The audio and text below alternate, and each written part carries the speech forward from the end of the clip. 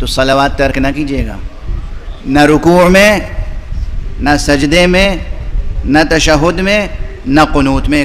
تو پھر عرض کر رہا ہوں، اور اسے آپ ایک راقدر تحفہ سمجھ کر لے جائیں۔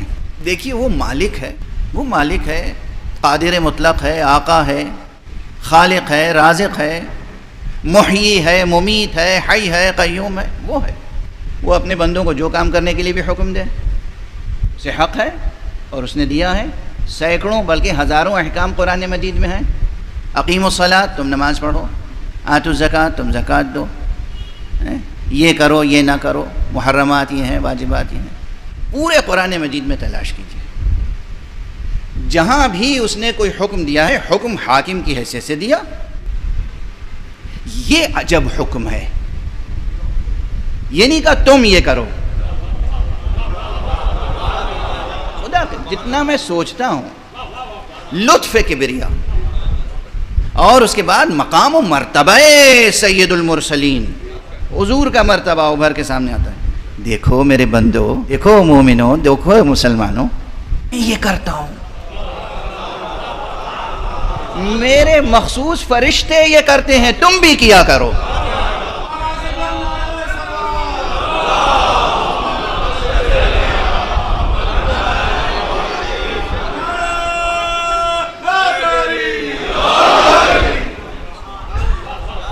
اور اسی لیے جب لوگ اکثر پوچھتے ہیں مولانا یہ مشکل ہے اور یہ مصیبت ہے اور یہ غم ہے اور یہ ہم ہے اور یہ درد ہے، یہ پریشانی ہے، تو میں ایک ہی بات کہتا ہوں کہ میں آپ کو وہ دعا بتا رہا ہوں جس سے برتر، جس سے افضل، جس سے کامل تر کوئی دعا ہو ہی نہیں سکتی۔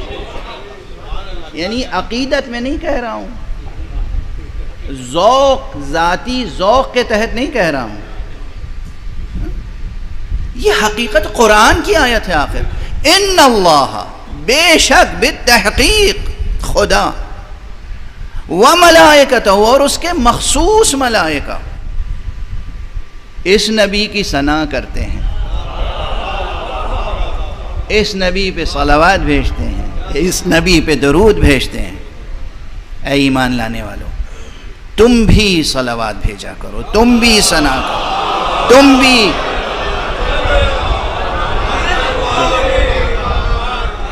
اس سے بڑی کوئی دعا ہو نہیں سکتی، اس سے بڑی کوئی دعا ممکن نہیں ہے۔ ایک چھوٹا سا فقرہ یاد آ گیا، حضرت امام ثامن الحجج، امام رضا علیہ السلام،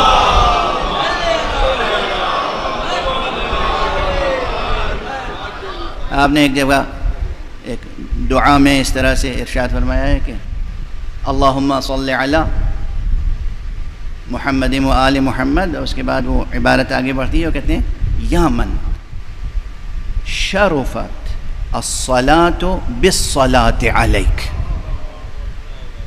اے وہ ہستی جس کے اوپر درود کے سبب سے یہ نماز باشرف ہوتی ہے۔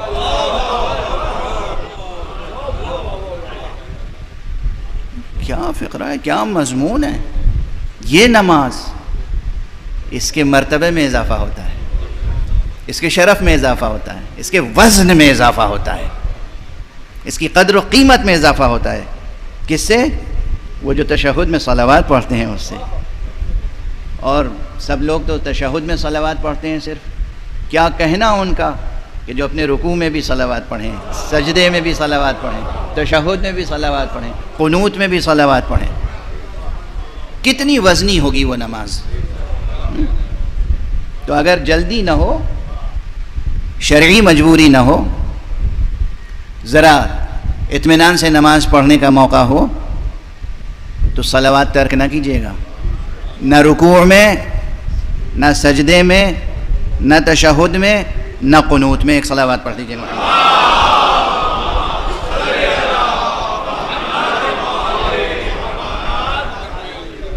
تو یہ ایک درمیان میں بات آ گئی۔ اسی سورہ مبارکہ میں یہ سورہ احزاب، جس میں یہ آیہ صلوات ہے، یہ آیہ صلوات ہے پیغمبر کے لیے اور اہل بیت پیغمبر کے لیے۔ اسی میں آیہ صلوات ہمارے اور آپ کے لیے ہے۔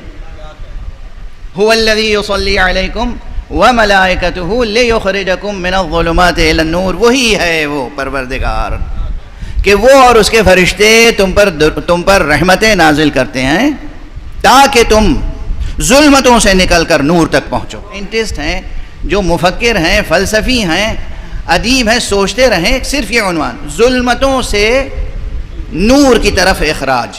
کتنا ریاض فکر چاہیے، کتنی گہری سوچ درکار ہے، کتنی بلند سوچ درکار ہے۔ اور پھر سوچ صرف نہیں، کامل ترین نظریہ وہی ہوتا ہے جو قابل عمل ہو، کامل ترین نظریہ وہی ہوتا ہے کہ جو انسان کی زندگی کو ایک مستحکم طرز حیات عطا کرے۔ وے آف لائف، یہ وے آف لائف کہاں سے آتا ہے؟ سوچ سے۔ سوچ ایسی مستحکم ہو کہ اسے طرز عمل بھی حاصل ہو۔